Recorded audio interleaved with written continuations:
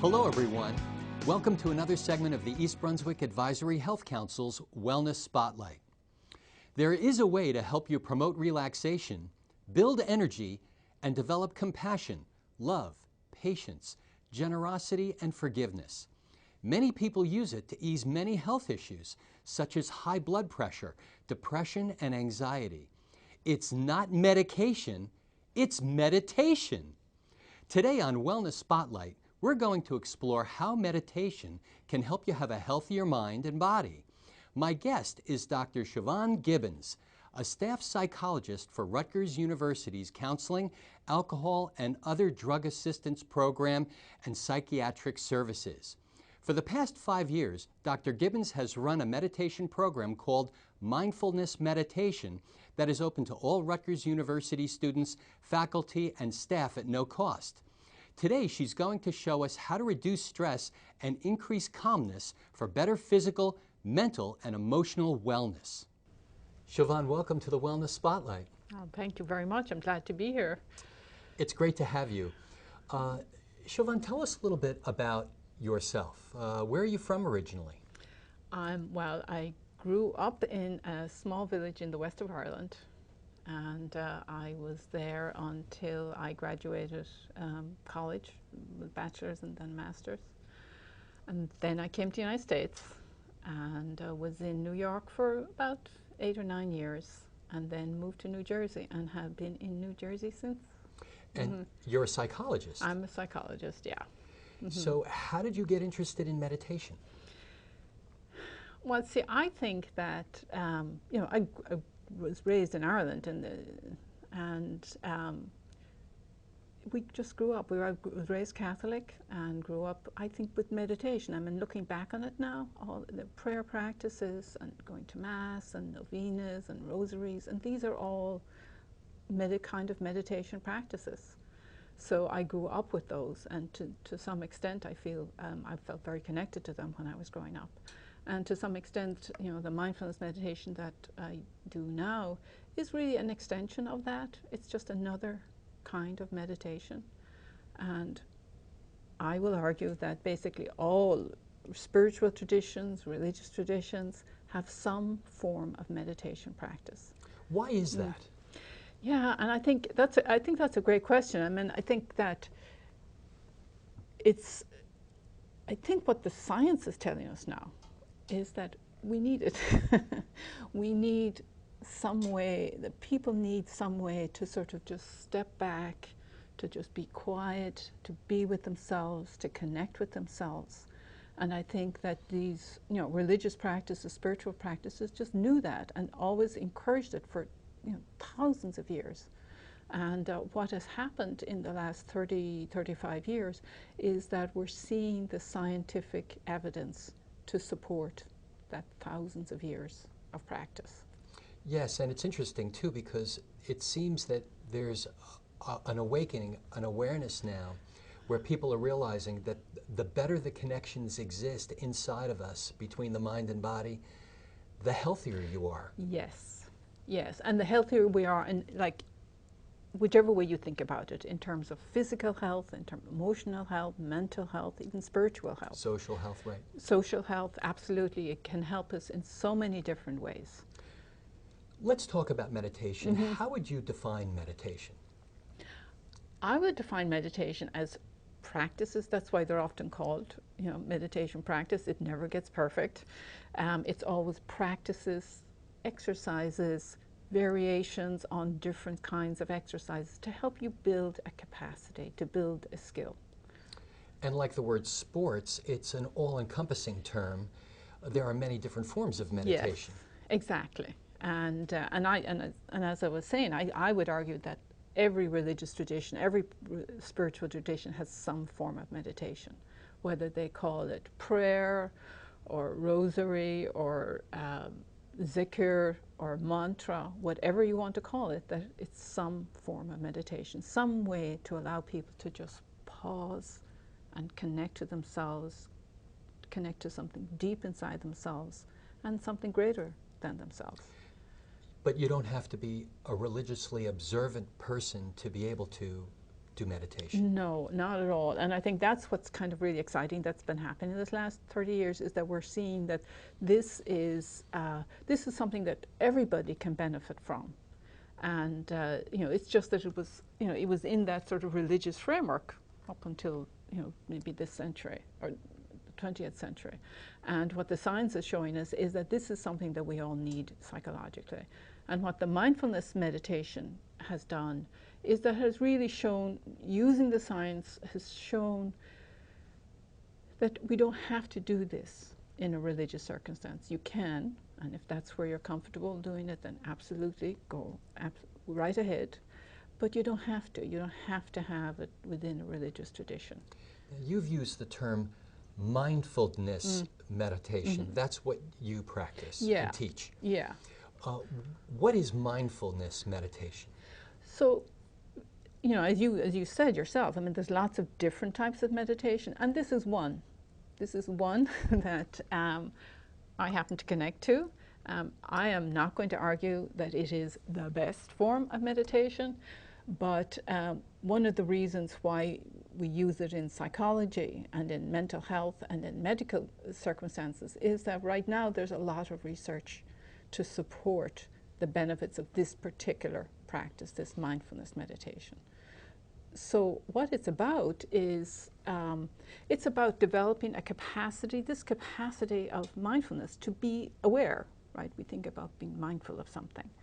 So it's taking this capacity that we all have, and it's allowing us and encouraging us and providing ways for us to really build that capacity, to be aware of what's going on with ourselves, especially with our thoughts, with our feelings, with our physical sensations, to really be aware of our own experience in the moment. Now that's very interesting because it seems like within our culture there are a lot of things that help encourage people not to be aware of what's going on. Yeah. Because awareness can sometimes be a very painful thing. Yes. And people tend to move away from pain. Yes.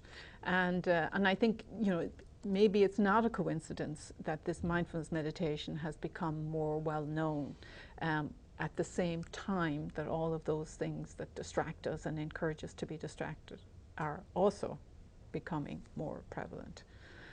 And it is. I mean, I think the mindfulness really is encouraging us not to suppress what's going on, not to push it away, not to avoid it, but to really be open-hearted and open-minded about what's going on with ourselves. Who should meditate?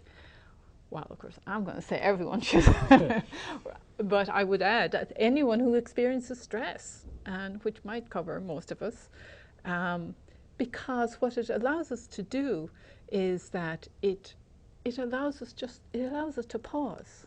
It allows us to stop, to pay attention to what's going on in the moment.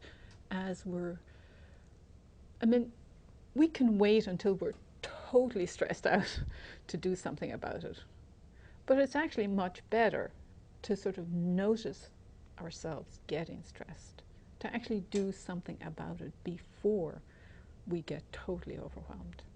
And what this mindfulness meditation does, because it really encourages us to be aware, it allows us to be aware of ourselves as we begin to get stressed out. Now, once a person does become aware, I mean, what are they becoming aware of? Yeah, I mean, when we think about stress, when I think about stress, I think about too many demands on my energy and my time and my attention, and that pressure and those demands really change how we feel, they change how we're thinking, they change how we behave, and we can become irritable and cranky. And so what the mindfulness can help us to do is help us to notice that. You know what, I've been kind of cranky for the last few days. And, maybe I need to do something about it. Maybe I need to just stop or change my priorities or shift things around a bit so that I don't continue to get more and more stressed. Now, once a person becomes aware of their feelings, because it's not what happens to you, it's how you respond to what happens to you and the feelings that you have about it. Once they become aware of this, then what are they supposed to do with that, and what role does psychology play in this? Well, the first thing is to be aware of the feelings, to be aware of the thoughts, to be aware of the physical sensations, and that's our guide to our experience. And I think you're right that in the level of stress we experience only partly depends on what happens to us. A big part of it is how we react to it. Right. And what the mindfulness can help us to do is to help us to notice our reaction. And this works on a psychological level, it works on an emotional level, it works on a mental level, it works on a physical level. That to be aware of, I'm feeling tense. I'm really sounding angry today. And then, okay. And one of the things that mindfulness really encourages us to do is to be kind and compassionate about the fact that, let's say, I'm angry today. Okay, let's just take a moment. I'm feeling angry. Let me pause. Let me see what's going on. What am I afraid of? What am I afraid of? What am I angry about? What's going on right here? What's going on with my behavior? And it allows us to pause and then to decide what to do, rather than just habitually, automatically reacting to things. So, if I understand you correctly, one of the biggest values of mindfulness meditation is that by being more self-aware, when we do get knocked off center, it gives us the ability to self-correct very quickly. Yeah, very nicely put. Yes, absolutely. It gives us the ability to self-correct, and if we've been practicing regularly, we can self-correct in more and more stressful situations. Right? In the beginning, you sort of practice and you learn to self-correct when not much is going on. You just hopefully it's a quiet day, and but over time, as you get better at it, you're able to self-correct in the middle of an argument. We're able to hear ourselves. Oh, do I hear myself? Why did I say that? Let me pause, and we can learn to self-correct even under really stressful situations. How old should someone be, in learning how to meditate? Well, I think that's going to depend, and also I think if we think about meditation as something in the broadest way, of course, children in many ways really are very mindful. Children pay great attention to what they're doing. Children are very sensitive to the adults around them and kind of know when their adults are paying attention. So, some people would argue that children are sort of automatically mindful in ways that maybe we stop being as we grow up. Now, what people are teaching children in schools, and there are a number of programs actually existing which help children to become more mindful in a more formal kind of way, by doing a meditation practice.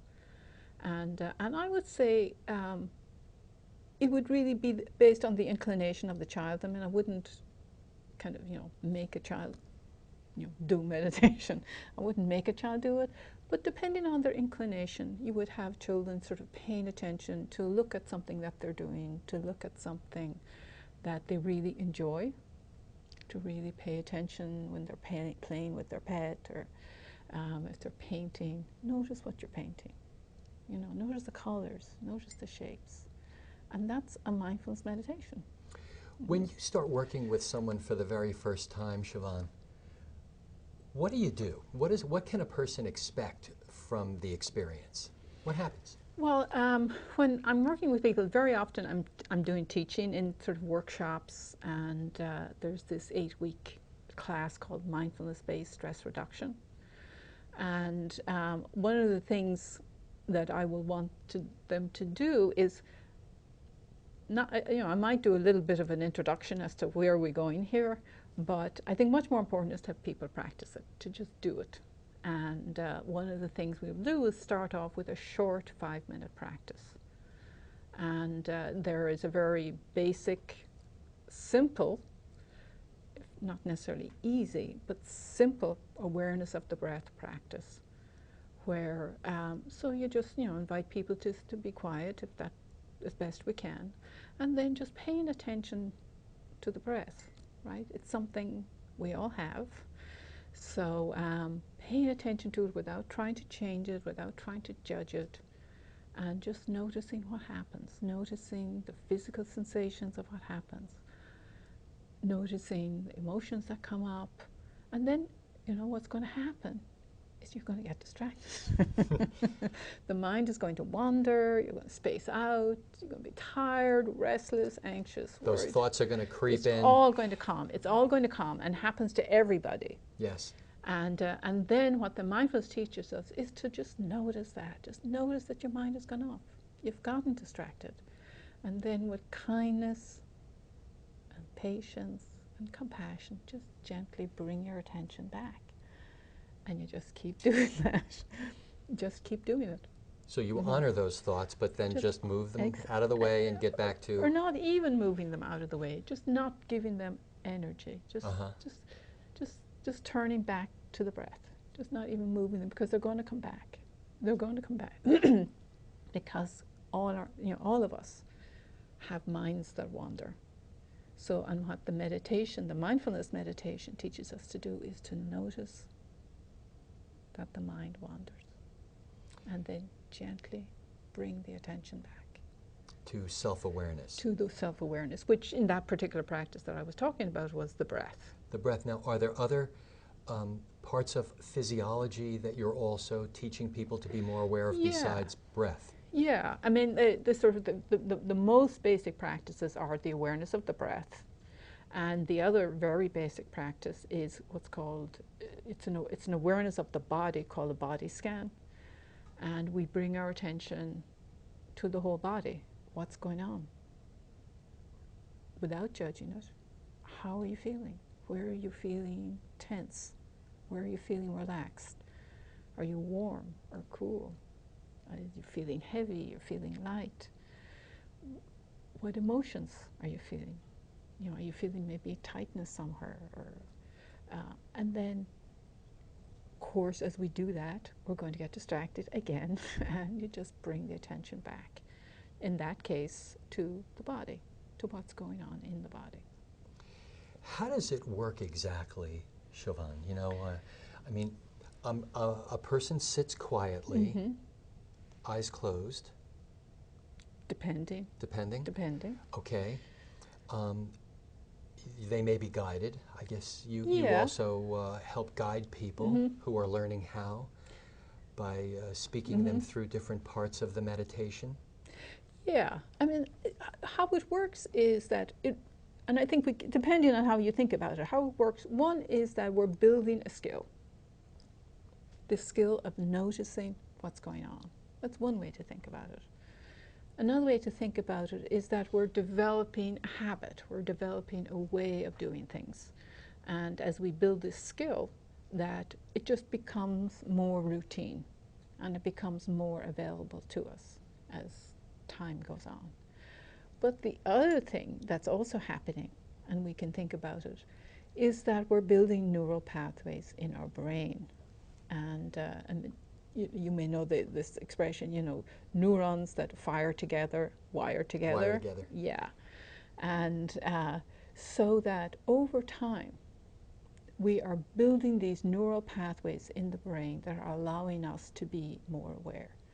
Just as if you go to the gym, a number of times a week, you lift weights and you build muscle. You don't just go to the gym once and say, okay, I'm done. You have to go over and over again to build those muscles. And it's the same way with meditation. It's building kind of a mental muscle. But what it actually is neural pathways, changing the neural pathways in our brain. And that's how it works. That over time, we just initially we might be just able to, you know, to feel sort of more aware for a few moments. But if we keep up a practice, a regular practice for, you know, months or for years, then that becomes what's called a trait. You know, it starts off as being a state which is just temporary. And over time, you can just become someone that just is a bit more aware. How long has meditation been around? Oh, as far as we know, thousands and thousands of years, right? I mean, what would we say, 5,000 years? That's as far as we know. And I would assume it was around long before we had any records of it, that people were doing it. So 5,000 years, 7,000 years, or more. And I think the other thing that's interesting is that as far as we know, it's in pretty much every culture has some form of meditation. It just seems that in the West, there's less emphasis. It's not as popular as it seems to be in the East. Yeah. Is that a misconception, or is it, you know, do you feel that's true? And if so, why is that? Well, I would argue that you know, because all religions have some form of meditation, that we in the West did have meditation, except we called it prayer, we called it contemplation, we called it, you know, I was Catholic, so it was going to Mass and rosaries. But, you know, every religious tradition will have some version of meditation. I think people who continue to have a religious practice will be continuing to do a meditation.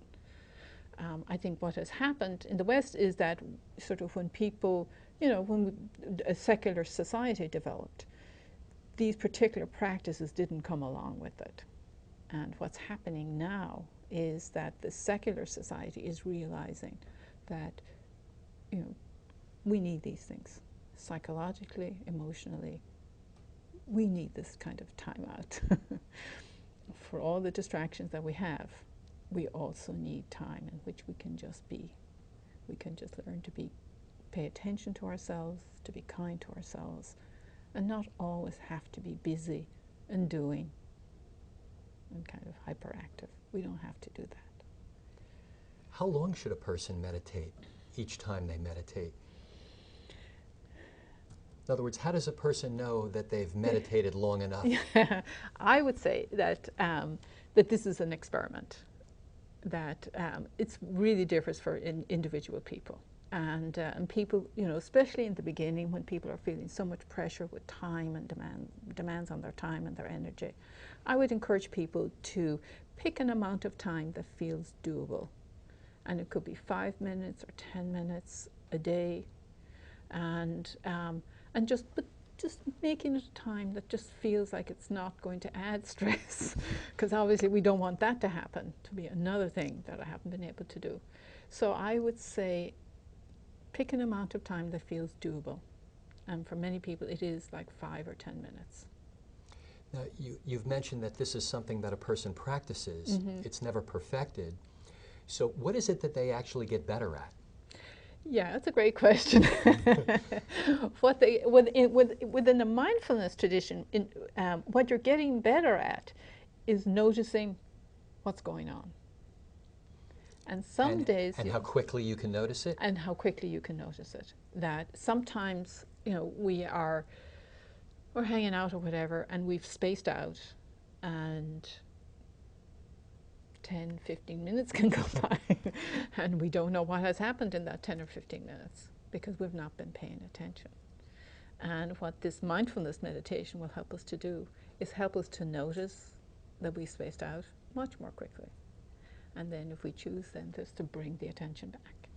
Now, I understand also that a lot of people who suffer from different types of conditions, and some conditions which have a basis in emotion, can be helped through meditation.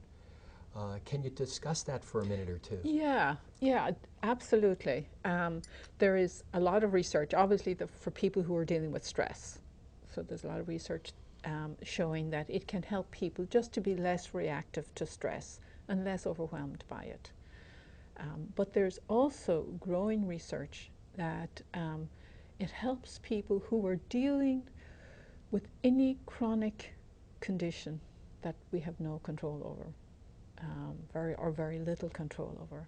So, for example, there's a lot of research on people who are dealing with chronic illness, chronic medical conditions, people dealing with chronic pain. What it can help them to do is to change their relationship to those conditions so that they're not as upset by them, so that they're not as overwhelmed by them, not as determined by them. You know, they may still have to deal with it. You know, if it's a chronic pain, then, you know, you have to deal with it. But it helps people to be just less oppressed and less overwhelmed by that. And then there's, obviously, when you think about mindfulness, the other one that mindfulness is obviously really important for is helping people deal with attention. It helps people to regulate their attention rather than the mind being all over the place. We can notice that and then just bring it back. Can this work for children who have been diagnosed with ADD, ADHD? Yes, and there is research on that. There's growing research on that for helping children, teaching children how to be mindful and how to be able to regulate their attention.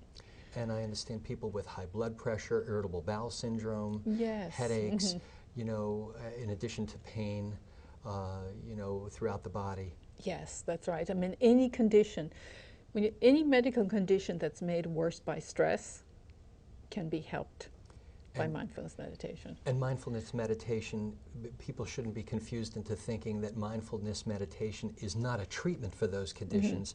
It just improves the body's ability to be able to function better by itself. Yes, exactly. And it would always be in addition to. This is in addition to any treatment that you're getting, whether it's psychotherapy or whether it's a medical condition or, you know, surgery or medications. Absolutely, it would be in addition to, and as a way to help people be less overwhelmed by what's going on. You know, in the minute or so that we have remaining, Siobhan, is there anything that you'd like to share with our viewers to be able to help them, especially in today's very stressful times? Well, I think we are very lucky here in central New Jersey in that we have a lot of places that where people can learn this mindfulness meditation. There is this 8-week, 9-session workshop called Mindfulness-Based Stress Reduction. And there are a number of psychologists here locally who actually teach that. And so people can find out about that. I mean, are we going to put some information at the end of the... yes, we can put some contact information. Yeah, some contact information for some people who do this 8-week. It's kind of like a class where you're learning how to meditate. And so there's a number of those opportunities are available throughout the year. And if somebody has any additional questions or if they'd like to contact you, how would they be able to do that? Well, I work at Rutgers University in the counseling center, so that's one possibility. And I also teach the mindfulness-based stress reduction at the Inner Light Yoga Center in North Brunswick, so that's another way to contact me. And when are your classes offered? Well, I do the Inner Light Yoga Center in the summertime, in May and June. And then for people who are in the Rutgers community, who have staff, students, or faculty at Rutgers, I teach it once a semester. We do it through Recreation Services. So there's once in the spring and once in the fall. Well, thank you very much. You're very welcome. This has been very enlightening, Dr. Siobhan Gibbons. Thank you so much for spending your time with us on Wellness Spotlight to talk about meditation. I'm glad to be here. Thank you so much. This concludes another segment of the East Brunswick Advisory Health Council's Wellness Spotlight. I'm Dr. Ken Friedman, President of the East Brunswick Advisory Health Council, along with Dr. Siobhan Gibbons, reminding you that wellness works when you work it.